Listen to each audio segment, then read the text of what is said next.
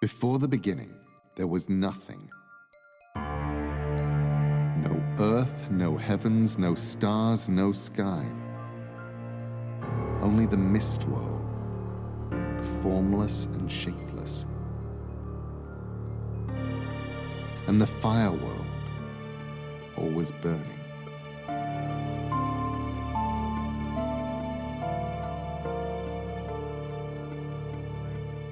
In Jotunheim, the home of the giants, is Mimir's well. Mimir, the wise one, the guardian of memory, knows many things. His well is wisdom.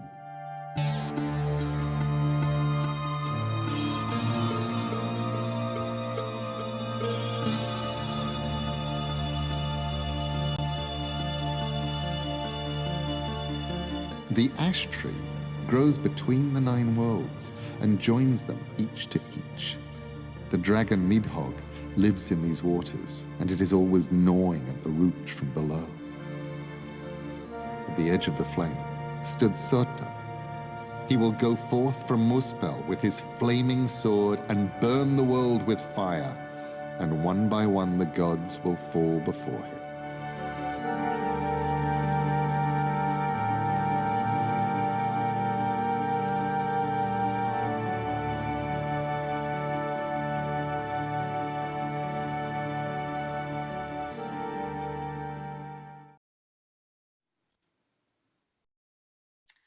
Hello, everybody. Dark Horse Comics here. It is Wednesday once again, so we are back for the new comic book day rundown, this time featuring Renegade Rule, which is a new original graphic novel that is now available in both comic shops and bookstores widely wherever books and comics are sold.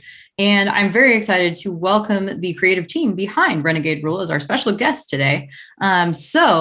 With that said, let's go around and say hellos if we can. Jenny, would you like to start? Jenny is my colleague, of course, at Dark Horse Comics.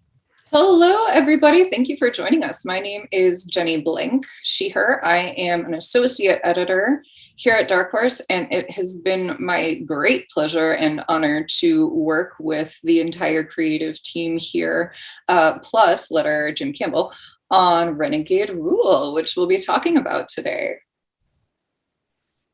Thank you, Jenny, for joining us and for helping to facilitate this chat about all things Renegade Rule. Oh, here's Rex, just, to say hi to all his fans.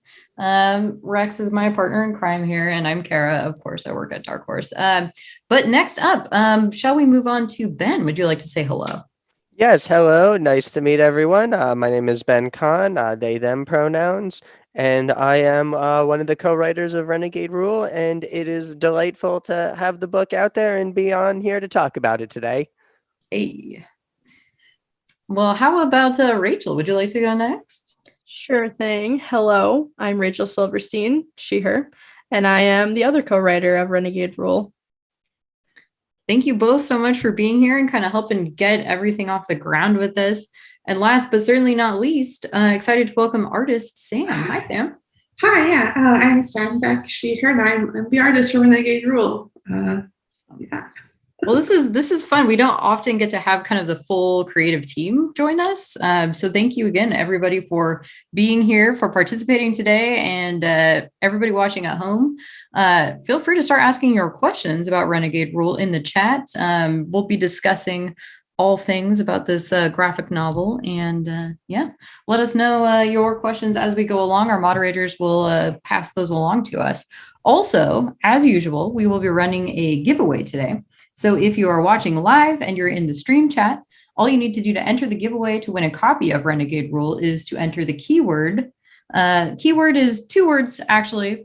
Game on, GAMEON, all lowercase. Enter that once in the chat and we will count your entry. We'll draw a winner near the end of the stream, so stay tuned. You will win 1 copy of Renegade Rule trade paperback, out now. That's about it for, Jenny's showing it off for me. Look at that spot gloss. We love that spot gloss. Hey. You can only see it when we hold up the physical copies too. Oh, Rex, you're in the way. So like I said, giveaways open. feel free to ask your questions about Renegade Rule as we go along. Renegade Rule is out now in comic shops and bookstores. We recommend comicshoplocator.com if you need help finding a shop near you. Also, indiebound.org is a good one to help you find local bookstores. And I like to ask our guests if you have any shops you would like to recommend in your area or online or otherwise. Yeah, so for my humble abode in New York, I'd recommend Forbidden Planet near Union Square. Nice. For me, in Long Island, New York, is Escape Pod Comics in Huntington Village. And for me, I'm here in Toronto. There's the Silver Snail and there's the Big Island in downtown Toronto. Yes. I've been to Silver Snail a couple years ago. They are awesome. Absolutely. That's a great name. Yeah. For me, I'm also going to hop over to the East Coast for a change, and I want to shout out the Norwich Bookstore in Vermont. Awesome stuff. Remember, you can get comic books at bookstores and comic shops. And we pretty much always shout out things from another world on these streams because they are local for us in the Portland area. And Dark Horse also, they do have a shop in the Los Angeles area if you're down there. We also tend to recommend always Books with Pictures, which is one of our favorite locals. But we are kind of blessed in Portland to have a lot of different comic shops. So if, as I said, you do not have one near you, don't worry. A lot of these places have websites now, especially after the pandemic and dealing with social distancing. So check out comicshoplocator.com if you need help finding a shop, or indiebound.org. And there are some other bookstore aggregator sites out there too, I know. But yeah, thank you again, everybody, for being here today, for joining us from all your different locations, especially. Thanks, everybody watching at home. And let us know, as I said, if you have any questions about comics and Renegade Rule as we go. First, though, I like to just kind of check in and how's everybody doing? How has the pandemic affected you? And are things kind of getting back to normal for you all, like work-wise at least? Yeah, so for me at least, I was back in the office last June. So total lockdown was only a few months for me, but living in the New York City, everything was closed down for a really long time. Winter is already a pretty not very fun time, and then yet you can't even go inside anywhere. But now it's coming back. You don't really, you don't see a lot more people. Not really wearing quite so many masks outside. Like everything's open, free, like kind of happening again, but all the outdoor seating and everything like that that's going on in the city makes it a nice little warmer, more communal place. Definitely. I mean, for me, it obviously it's COVID, so it sucks, but it caused my girlfriend to move in with me. So I can't complain about that. It was kind of nice. And I know she's watching from upstairs. So hello. Nice. Yeah, I confess I don't really know how to function around people again yet in real life instead of on calls like this. I now have to look at travel plans, and I'm just realizing it was actually kind of nice going a whole year without having to make any travel plans. Yeah. We started streaming actually for Dark Horse in part to kind of offset the lack of conventions and the lack of in-person opportunities to see folks. A thing that we often will say on these streams is for creators, we don't typically get to see you in person anyway, except for at conventions. And then of course for fans too, that's one of the times we actually get to see and interact with fans directly. So it's been nice to at least be able to stream and kind of do some of these online interactive things with folks. We are starting to see conventions come back a little bit. It's as much work and craziness as conventions can bring. I think that was the thing I missed most about this past year was all the people I only see at conventions that I didn't get to see. And, just all of the community that, it's all still online, but it's a little harder to keep it all together and feel engaged and real when you can't see people. Yeah.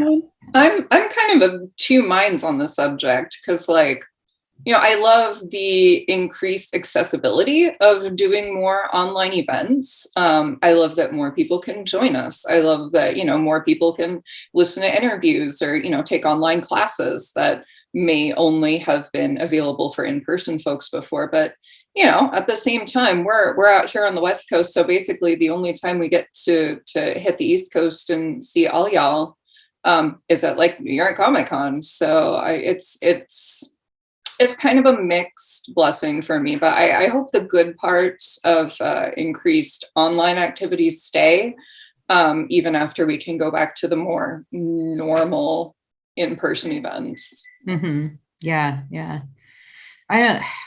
As I said, some conventions are starting to come back with a bit of in-person activity. Some are continuing with virtual, and Dark Horse will be probably more virtual as a whole for a while yet. But yeah, I miss those chances, as you said, Jenny, to see folks, especially those who live further away. One thing for me, I don't know about you, this is relevant to Renegade Rule too, is throughout the pandemic, especially, I do a lot of gaming, both tabletop RPGs and also video gaming. And so it pushed especially those tabletop RPGs to spaces like Zoom and Discord. And so I've been able to game more with friends who live in places like Toronto, actually, because we're doing it online now. It's kind of interesting. I don't know. Have you guys been gaming online with friends throughout? I've done a few tabletop games over Discord with people that live in the States, so that was nice, and probably wouldn't have done that without the pandemic happening. So that was super cool. Yeah. Toronto just opened up literally like a few days ago, so I'm looking forward to being outside finally. Wow.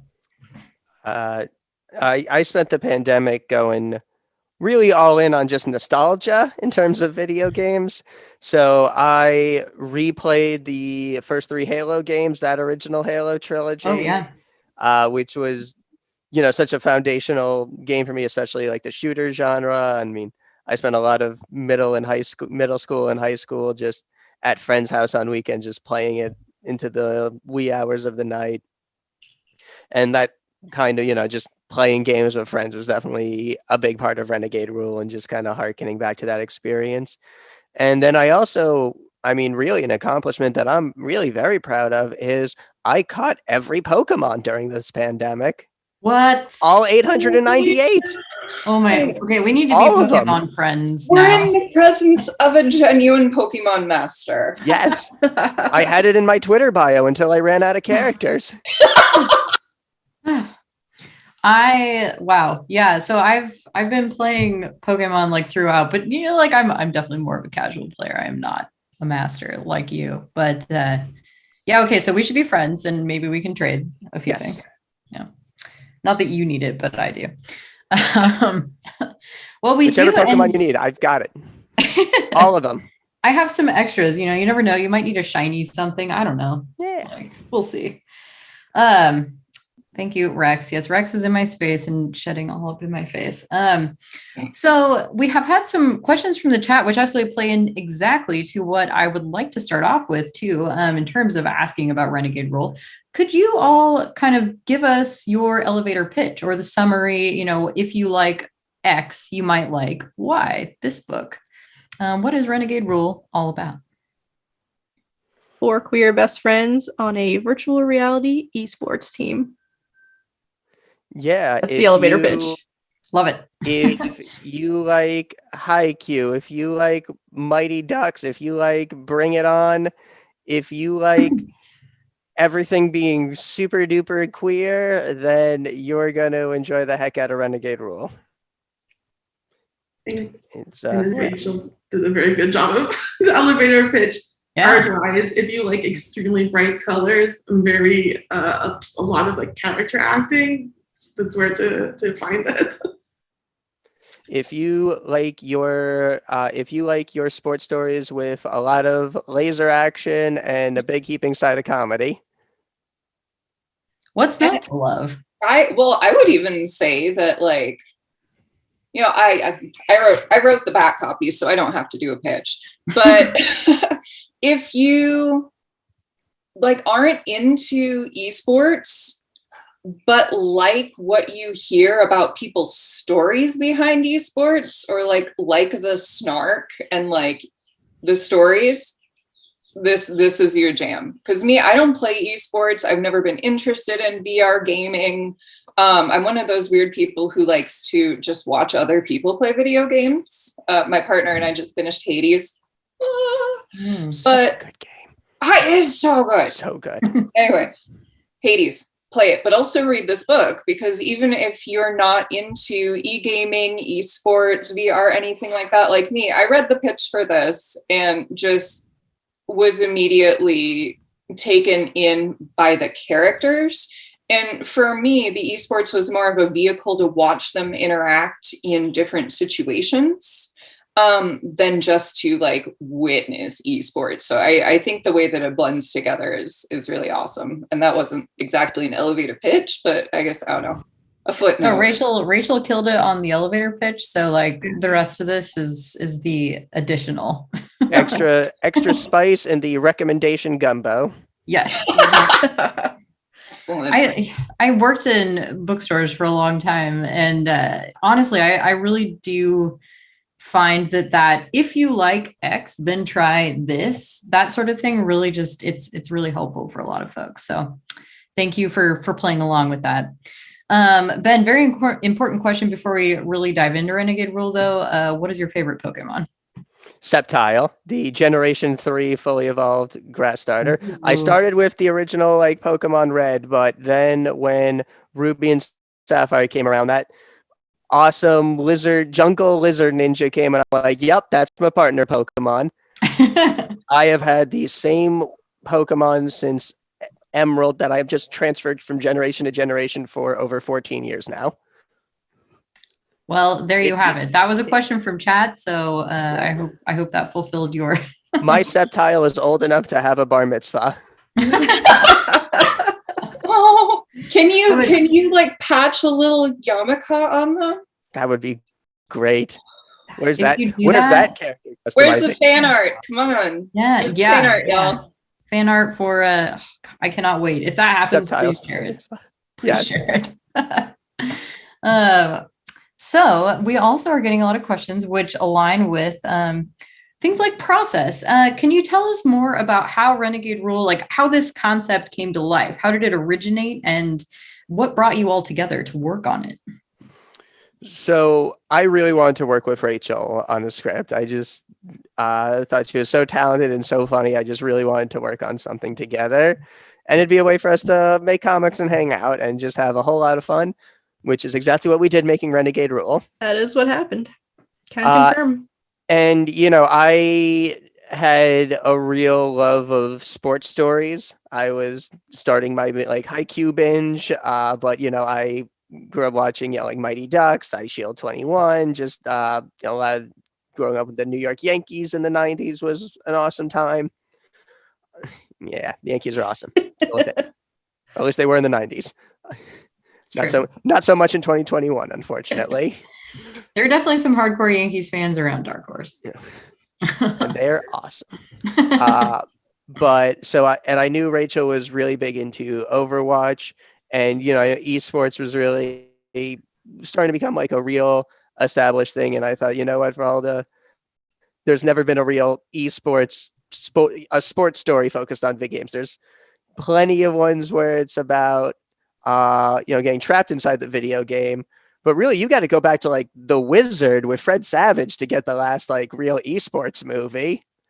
So I figured we could combine the sports narrative with kind of the Overwatch style crazy class team shooter format. And then, came to Rachel with that and a basic sketch of some of the characters. And then we were just off to the races.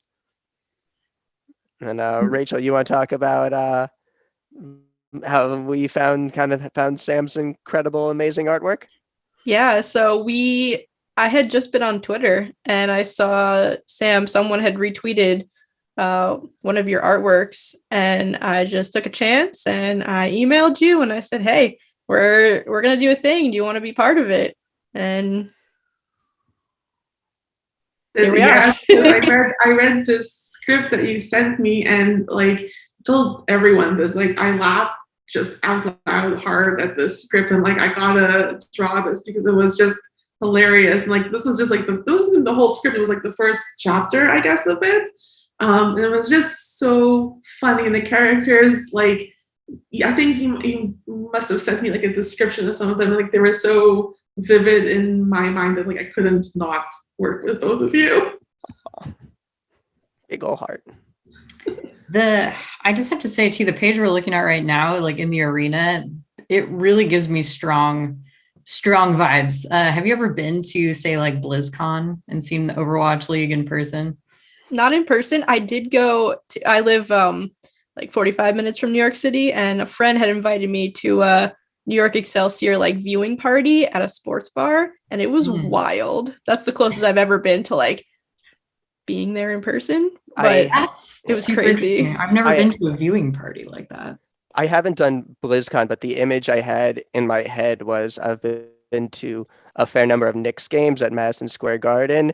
And, when the stadium goes dark and then they flash like the lights and the smoke, and they just make it this bigger, mythical, larger than life thing. And I just thought like, that's the mood. That's how I want everyone to feel. Like this is just the biggest, grandest, coolest competition in existence. Well, I think you captured that. I mean, Sam, you captured it visually. Like, this definitely gives me that vibe. I love that, like the hype reel, like before the game. Oh yeah. Sam captured it. We wrote on a paper like smoke and lights. And I think if I'm remembering correctly, y'all even included a little apology to Sam in the script, being like, "Sorry for all the people in the smoke and lights," but oh my gosh, it couldn't be more perfect. I want to say, like, I think I watched a documentary on Netflix about esports, or like one of the episodes is about esports, and like it stuck in my brain. Like I gotta just capture this because it's just like so over the top compared to like any other event I had seen. Like the lights and the smoke, like yeah, that's there. It's just so wild looking. I love it. Well, you really did capture it brilliantly. So well done. So we've talked a bit about how you kind of came together. Can you tell me more about the characters in this series? Like the characters themselves are so strong, and we've got the designs that you shared with us so we can kind of see how they came to be. I love seeing both like game on version and then casual version. Tell me more about these characters. What was the genesis of them? A lot of the thinking was to try to create characters that A, would have just fun dynamics playing off each other, and B, try to harken back to just the spirit of gaming. Hopefully, if you read it, between the four of them, they each approach gaming from like in a different way. That hopefully like, oh, that's how I am with video games, or God, I have a friend who plays just like that. So whether, it's Tanya, our heavy weapons expert, who is more into the game's lore and the fandom elements, Jesse, the sniper, who is just constantly messing around and seeing what part of the game they can break next, and just trying to just vary it up and just kind of create all those different experiences and attitudes towards gaming, and also just kind of subvert a lot of the classic kind of tropes that would go with their character classes. So we get our cinnamon roll of a heavy weapons expert, our angry mean healer, and our total distracted goofball of a sniper. That sounds like a recipe for disaster. And then you have Amanda. Yes, our team captain, who really Amanda was meant to just kind of represent a lot of that, like, sincere, that spirit of competition, that earnest drive to just be the best at the thing you love. Like, are there designs based on anything specific? Not really. I know that maybe when you design the characters, you had something in mind, but I know that in the in the character descriptions, especially for Amanda, I was like, make her look like a J. Crew model, like in J. Crew clothes, just something that was like really sleek and, I think we had the CW Supergirl in there as one of the reference images. Yes. I can see that. it was a lot of one thing that was really fun, especially Sam, you just knocked it out of the park just so dang hard, was their fashion and the way their fashion informs their personalities and identities. It was a lot of fun coming up with their in-game uniforms was a challenge, mostly because they have kind of like a cohesive color scheme. And other teams in the book also have like a color scheme that we try to stick to. But coming up with their casual outfits was like where the real fun was, because throughout like reading the script and writing it, kind of like learn what they're about and like really trying to like capture the personalities like in what they're wearing. And like hopefully reading the book, you kind of see that reflected. Like it was a lot of fun thinking of different outfits for them. The chapter where they go to a fancy party and we got to come up with what their fancy party outfits would be was a lot of fun, Yes. especially Jessie in her tuxedo t-shirt and sweatpants combo. Love it. Do each of you identify with any particular character more than others? For me, definitely Tanya. And I say that because I definitely love the lore behind video games way more than I actually enjoy playing them. Like for Overwatch, which for me was a big inspiration for writing this. I love watching all the cinematics and all the shipping wars, and I get really into that. So, and that's how Tanya is too. So I would think I would relate to her the most. When it comes to Overwatch specifically, I'm a Tanya because I've barely ever played the game, but I watch all the cinematics and I read all the comics and I look up all the supplemental material. Generally, though, I'm Jessie. I'm a bit of a Jessie. I'd say I'm not particularly competitive when it comes to gaming. I know I'm not very good, and I don't need people wiping the floor with me to prove it. But so I always just see it as like I am here to have fun. If a game shows me a cliff, I'm going to throw myself off it just to see what happens. So that sense of just fun before winning is kind of what I related to the most myself. I don't play like a ton of online games with like other people, but I think if I did, my personality would be just like way too competitive. So like maybe Sasha. I do just love her like as a character because she's very mean. That's great. I would get like way too into it. I think if I actually played games of Overwatch, maybe it's good that I don't. She's got a pretty sweet coat too. I mean, I love that coat design. So, and part of the beauty of like her unique brand of meanness is she's not just blatantly just like low-hanging fruit type mean. She's clever. She is pure unadulterated snark. And I think reading the original scripts, I laughed the most at some of her lines. So she's a witty mean. She's awesome. Coming up with Sasha's one-liners and little barbs was also just so much fun. So much of the script was just me and Rachel trying to make each other laugh through the characters. That's kind of ideal, I think. That sounds like the best way to go about making a comic like this.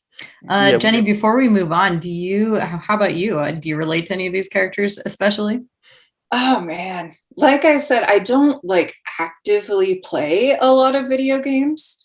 I think I identified more personally with their out of game characters, but I think I'm somewhere between an Amanda and a Tanya, to be honest, because like, I mean, I'm a victim of growing up expected to be the best, which is definitely something that I felt with Amanda. Like she's super driven. She loves what she does, but she feels like she fails if she's not on top all the time.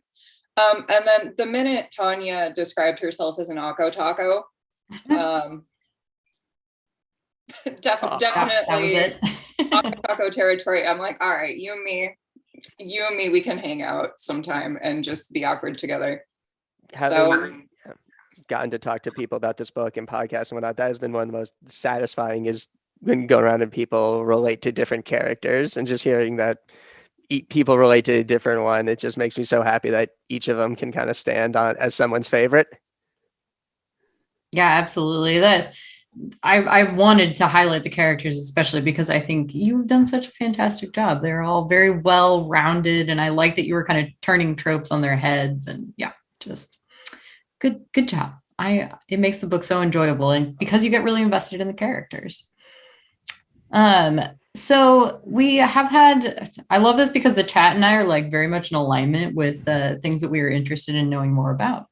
So can you tell us a bit more about how you got started working on these comics? And Jenny, for you, I would love to, and the chat also would like to know how this kind of came to Dark Horse and how it became a Dark Horse project. Yeah, well, do we want to work backwards to the Genesis, or do y'all want to start out with the Genesis?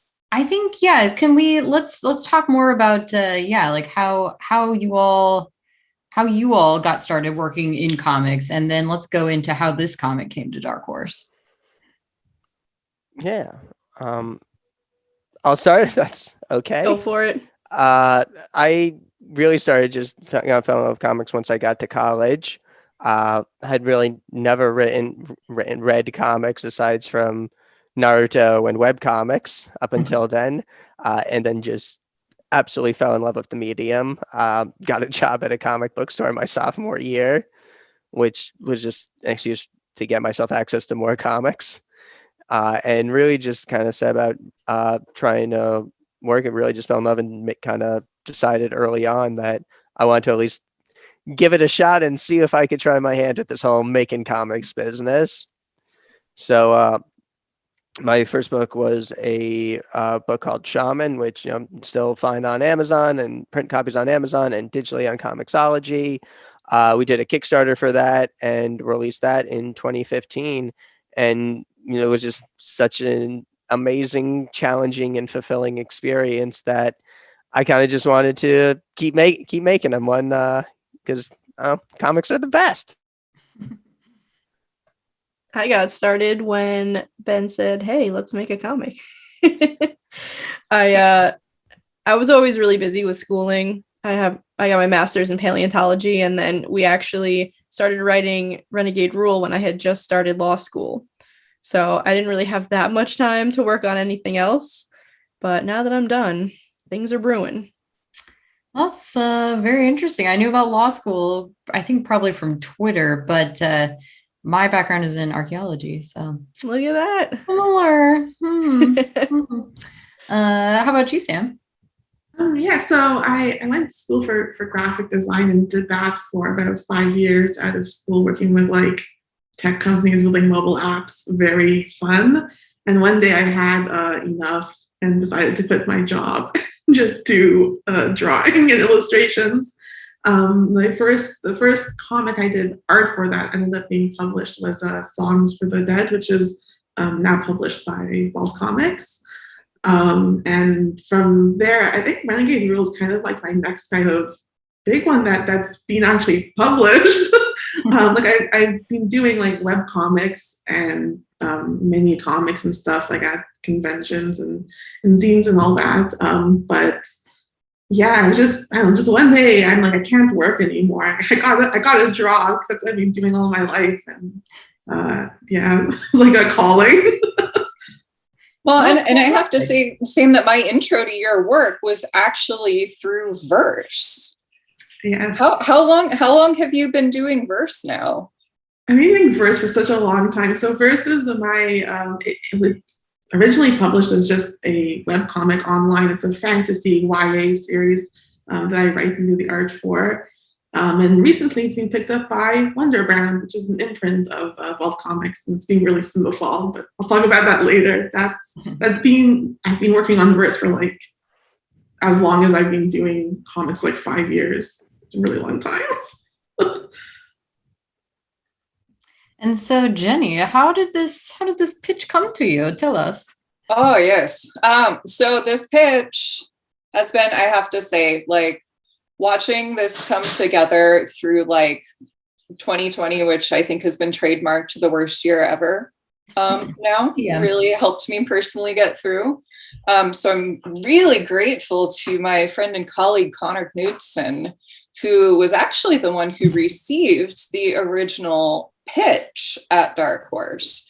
And he read it, loved it, and was like, you know what? I know somebody who would really love to work on this and edit it. And that was me. And he was right. So once I read the pitch, I fell in love with it too. And from there, we started chatting with the whole creative team about their vision for the book, and how we could work out a schedule and a plan to put it together and put it in everybody's hot little hands where they can read it too. Love it. Thanks, Connor, for passing this on. Connor is amazing. And if you're listening or watching, Connor, you're the best. He's so good. He's a cinnamon roll. Yes. All hail Connor. Big old hearts. Big hearts. We do love Connor. I haven't seen Connor in so long now because of quarantining. Someday, one of these days. So one of my okay. Now we're starting to get into the depths of this, right? So everybody has selected some of your favorite pages and scenes and things like that to show and tell a bit about. So how about we start with this? Can each of you tell me what is one of your favorite panels or lines of dialogue? Like, what's one of your favorite moments in this book? For me, that's easy. It's the first page. Starting strong. I love just like the opening line. Can I say the B word on here? It happens. Quit dying, you stupid bitches. I felt like that was a true homage to like every angry healer out there. And if someone who is even minimally into playing video games would read that, they'd be like, oh yeah, I can totally relate to this. And I feel like it'll hook you in. Love it. As someone who often plays the healer type, I do relate. I think my favorite moment is, I think probably the end of the semifinals, where the team fights their doppelgangers, mostly just because it's really Tanya's moment to shine, and she's just such a cinnamon roll who's just so unsure of herself that seeing her come into her own and really take her place among like these competitors is just such a satisfying moment to get to write as a writer, and Sam just drew it so freaking awesomely. Please, sidebar, designing the doppelgangers was so much fun because, like I mentioned before, like their outfits and stuff really like showcase their personalities. So like designing characters that just are a mirror of them in a different form was hilarious and like really fun to come up with. So like that chapter is one of my favorite ones that I got to draw. Also, the setting is like a robot factory, which was, I didn't know how to interpret that. There's a lot of beams and like metal everywhere. And, like there's a big splash page of Amanda like jumping through this explosion, and it's one of my favorite pages in the book. It's so good. Amanda is involved in a lot of great explosions in this book. She is. I think she gets a pretty killer explosion in all of the 3 major matches. She does, yeah. Go ahead, please. It was just a lot of fun coming up with the matches because we always try to approach this team as, they're not the most disciplined. They're not winning through traditional means. So like, what way of being scrappy, creative, outside the box underdogs are they going to find to get through this tournament? And that was just always a lot of fun, having protagonists that just lent themselves to all sorts of fun, wacky ways that challenged us to make their matches more exciting and interesting. That's super cool. I feel like even just talking to you all kind of helps the fun of this book really come through. So I hope everybody watching at home, if you haven't already picked this up, I think you, like me, are now feeling like you need to go read it right now. So like I said, everybody picked out some of your favorite pages, etc., to showcase today. I have also heard rumors of something about acting scenes out from the comics. Can you tell me more about this? Me and Rachel took this very seriously, doing the acting. So a lot of the reference images we sent are just us making weird faces or doing weird hand gestures. It's like, well, how are we supposed to verbally communicate this? So we just figured, let's just screen cap it, put it in the script. So there's one scene in particular. Rachel, you want to talk a little about this one? Yeah, so Ben was at my house and we were working on this together. And that was one of the nice things about co-writing, was that every time we worked on it, we were either video chatting or at our houses. And so on this particular day, we were working on chapter 3, and it was, or maybe it was chapter 2, and it's the scene where Jesse drags Sasha across the ground. And one of us was like, oh, we should act this out and see if this would actually make sense in real life. We needed to figure out, like, is it going to be better? Is it funnier if you're dragging by the hand, by the foot, face down, face up? This was a whole rigorous experimental testing. I just remember my mom coming down the stairs and be like, what are you guys doing? We're like, don't worry about it. We're doing it for our craft. We believe in comedy. So many options. We take comedy very seriously. So many ways to drag and be dragged, you know? Right? I love that. You know, like, should you do those things in the future and like you get them on video, you just let us know. We're very sad we didn't get a video of it. I'm curious, what was your reaction to them sending that kind of reference and that kind of I don't know, that kind of intense, rigorous was the word that be used, reference material? I mean, I appreciate it. I think more writers should send weird photos of themselves doing things in their comic, because they'll see exactly how hard it is to do and if I can draw it or not. I endorse method acting. I mean, it's not weird. I do a lot of weird things in my own house with my partner because I need to draw things. So I get him to do weird poses too. I just don't document them for other people. I suppose that's fair. You did though, Sam, pick out a bunch of different like environments and things that you especially like drawing for this. And so maybe Gary, folks watching at home, I'm sure you know Gary. He's always here with me in the background, at least sometimes on stream. But Gary, could you maybe cue up the images that Sam sent us? And Sam, tell us what you picked and why. Well, yeah. So, I mean, so there's, what's really nice about this comic is like there's 4 very distinct settings for each of the game matches. And they all have like, you know, like a totally different setting. So it was really fun to think of what it's going to look like, pick out like a scheme, like a color scheme and a tone for it. And some of my favorite ones is actually the one in the last chapter. And I feel like Ben and Rachel picked this for me specifically because they're in like a big field with like flowers and these big stone ruins. I'm like, I draw this all the time. So I love that. A war meadow. Yeah, I'm like, let me draw weird stone ruins in the war meadow and fallen soldiers or whatever was going on there.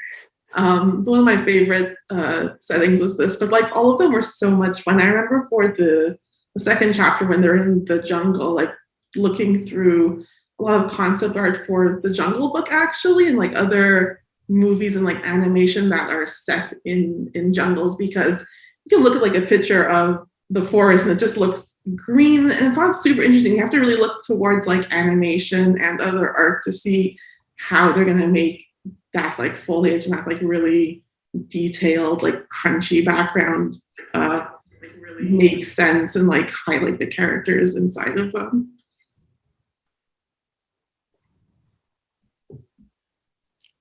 I'm just like absorbed in the art right now. Oh, it's so good. Yes, now we got a little black and white sample. That's cool. That was such a joy. Like as a writer, it was so nice going like knowing how many scenes there were, panels there were. We either didn't need dialogue or we needed minimal dialogue because we know the emotion is going to come through in the art, on their faces, in their body language. Like the character acting Sam is going to give them is going to tell so much of the story, and we know whatever emotion we need, that Sam's is going to freaking knock it out of the park. I couldn't get over the colors in chapter 2 there, that jungle scene, because like you were saying, Sam, like, you know, it just looks green from, you know, ye old postcard or whatever. But when you look at your art on these pages, like, not only is it like not just green, there's literally a rainbow on this page. Like, there are reds and purples and yellows, and it's just, but it still looks more like the jungle than a lot of those, you know, jungle postcards that you see. It's just, you really did knock it out of the park. On the page that's up now, I love on panel 4, just like that pink mist that gives it this, again, we think it's so much green, and yet here you've just given it this very warm feel that also just communicates, you know, just so much like humidity and stuff. However they program humidity in virtual reality, but just communicates that heavy air feeling of the rainforest. Like, I think one of the things I wasn't concerned with, because it wasn't something that I think any of us cared about, was like making it look like a video game. Like, it's VR, it can look whatever it wants to look like. It's the future. It's some like super high tech, who knows what. And like, we're not concerned with that. We're concerned making like environments in this comic look fun. It doesn't need to look like a video game. We thought all these environments might be more fun than just a whole lot of close-ups of people pushing buttons and moving joysticks. Yeah, or like, there's like a lot of ways like we could have approached doing a VR space. Like, it could have been more, I don't know, like polygons, or I don't even know what, but like, my interpretation was like, it's gonna look realistic. It's gonna look like the rest of the comic, but just like colorful and fun, depending on whatever setting that we're throwing these characters into. Yeah, I think it works. You know, like playing Overwatch and things like that. The whole book I thought was really reminiscent of the different environments and the different events and things that you can play in an actual game. So Sam, this is something that we don't always see, but so you have done both the line art and the colors for this. Is that your normal process, or is that kind of special for Renegade Rule?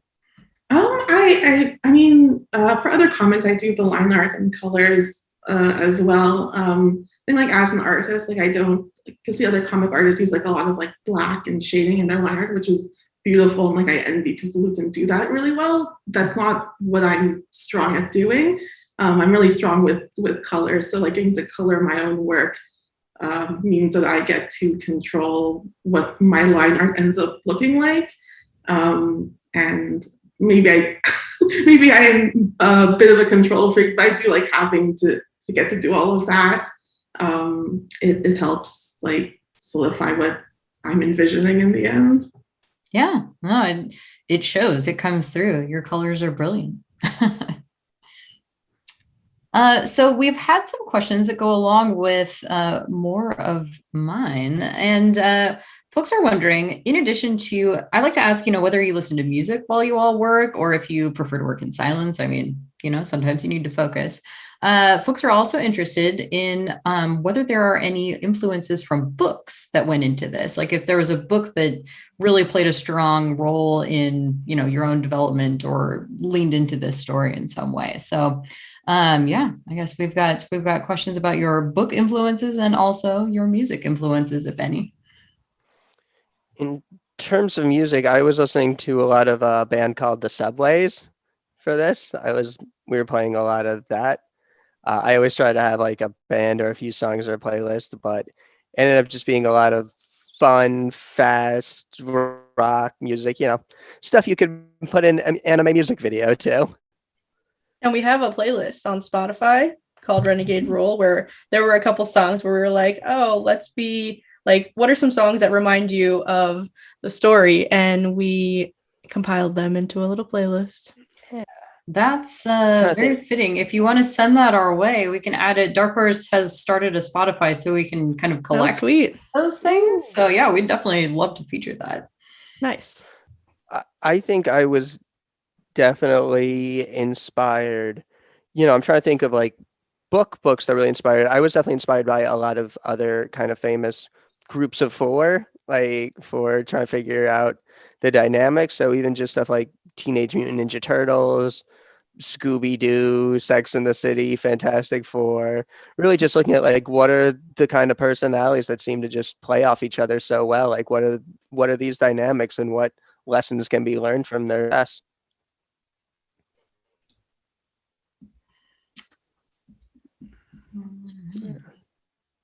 Oh, I think I had a little blip in sound there for a second, but we're back. And then in terms of the plot, I just really love tournament arcs and playoffs, and I think it's just such a great inherent conflict, something where even if everyone's a good person who everyone is friends with each other, it's still a zero-sum conflict where one side has to win and one side has to lose. And I don't know, I just love a good tournament arc. Who doesn't? Who doesn't? Well, yeah. So check back soon because we'll definitely be happy to put that Spotify playlist up on the Dark Horse main one. And we've also been doing some, if you want to write a little blurb to go along with it, we have been working with other folks recently, like the Jenny Zero team and the Worst Dudes team have made some little blog posts to go along with their playlist too. It's kind of fun. Why you picked what you did, or like how it relates to the comic sometimes, whichever way you want to do it. So Sam, let's see, we've gone through some of your selections. Ben, you also picked a few pages. Do you want to talk about the pages that you chose? Yeah, so we've got this awesome page of the game screen, which I just thought was just such a fun way of just showing how big it is and that this is big pro sports. This isn't a local tournament. This is something that thousands of people are packing the stands to see, that tens of thousands or hundreds of thousands more people are streaming live. So I think this is just such a great page that communicates just the scale and the scope of this competition. Yeah, I agree. And I love their body language as they walk across, the way they're all kind of wild and a little more disorganized versus the disciplined other team who's just stoically marching. I like that it's this rare moment of public shyness from Sasha, who's normally so confident and biting. And I just love seeing Tanya especially just like embracing the spotlight a little bit and having this moment of joy in between all of her nervousness and Akko Taco-ness. Jenny, I know that you obviously have so much love for this book. So can you try to kind of break down like what do you love? What is it about this book that you really love? Yeah, if I'm going to get into that, I'm actually going to quote B in one of their interviews that they did on the subject and say that it comes down to the queer joy. Pride Month especially, we can't really be together as much as we want to, COVID and everything. And so getting to dive into something that is just unabashedly about 4 queer people who are very different and yet very close, just coming out and doing their big thing that they love. And you can tell that, they love this game because they love one another in addition to the game. Like if they were all just super Amanda about it and just in it to win it, this wouldn't be the great story that it is.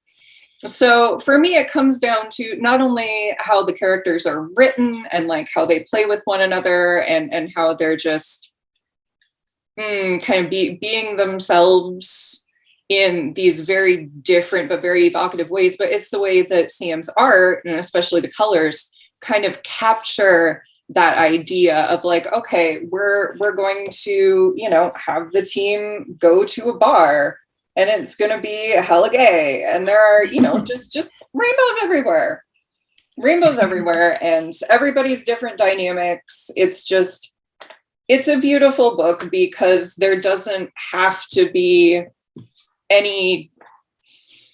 there's no tragedy to the queerness. I mean, and that's really refreshing for me. And that's part of what made it just like such a joy to escape into.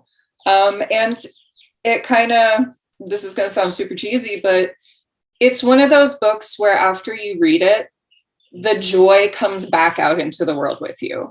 So like So y'all are making me tear up here, but it's like, I would save whenever y'all turned in new work on this, I would save it until the end of the day so that I could treat myself at the end of it. Aww, you're making me tear up. This book is just unabashed, snarky, loving queer joy. And I just can't recommend it highly enough. As biased as I am, I still do. I didn't mean to pull an Oprah and make her. This book though, it really is. It pulls on many emotions, but I feel that joy come through the most as well. And yeah, so I'm very happy to kind of bring this into the world, to be able to talk about it, to show it off. I know it was a bit of a wait due to various pandemic related delays and shipping issues and things like that. But honestly, I'm really happy that it came out in June too.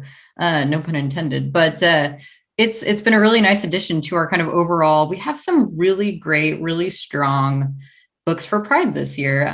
Not like for Pride, but that happened to come out around Pride and that just have been in development for some in the past year, like Barbalian, for example. And Renegade Rule was just a really nice addition to each one has its own flavor and its own focus. And like Barbalian kind of takes place, during the AIDS crisis, for example, in the 80s.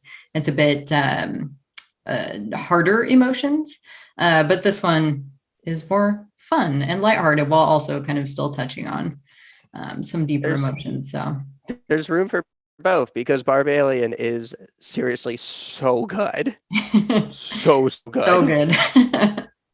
Yeah, and I'm not just saying that. Black Hammer Barbalian, for those watching at home, if you don't know, yeah, it's one of many books in the ever expanding Black Hammer universe created by Jeff Lemire, and that one, Barbalian, also has an all LGBTQ creative team behind it, including all the cover artists. So yeah, that one's really special. We also have the Pride Omnibus come out, collecting the Comixology series. We have a few others coming up soon, like Killer Queens, that I'm super excited for.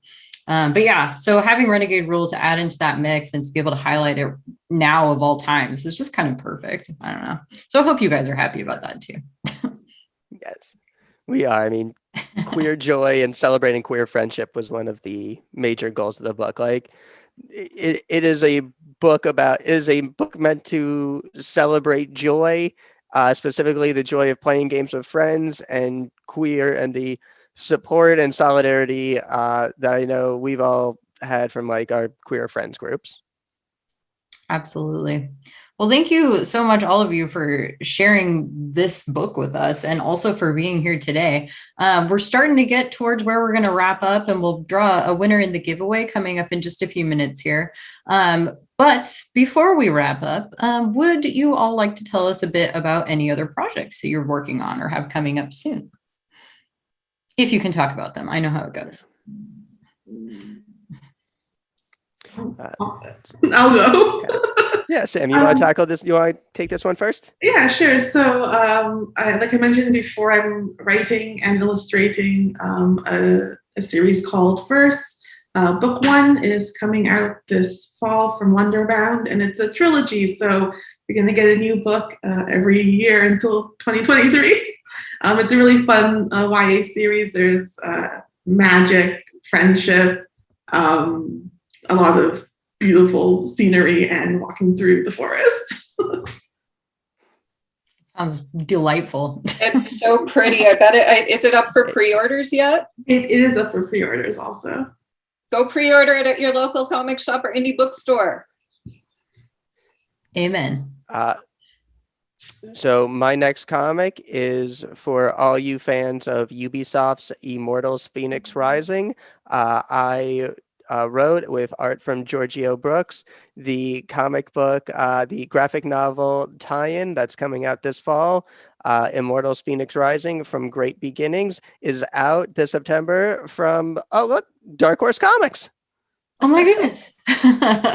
Did you catch much of the Ubisoft Forward conference? I didn't. Lots of announcements.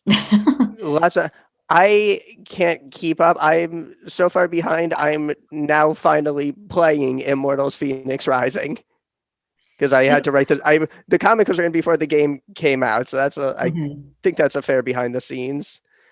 So now I can finally, now that I've read the entire game script, I can finally play the game. No, that's a really great and really timely call out, honestly, because Ubisoft, they do these periodically. So they just had another Ubisoft Ubi Forward little mini conference sort of leading into, because E3 also has just been happening.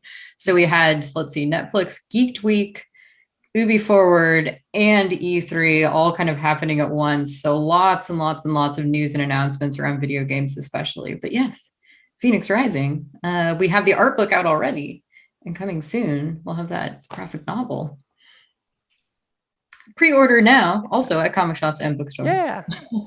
And I am very excited for y'all to see Giorgio Brooks's art on that, because it is delightful. And again, if you're a fan of it, definitely check it out. We got the chance to introduce some pretty important characters to the mythology, so make sure to check it out. Very cool.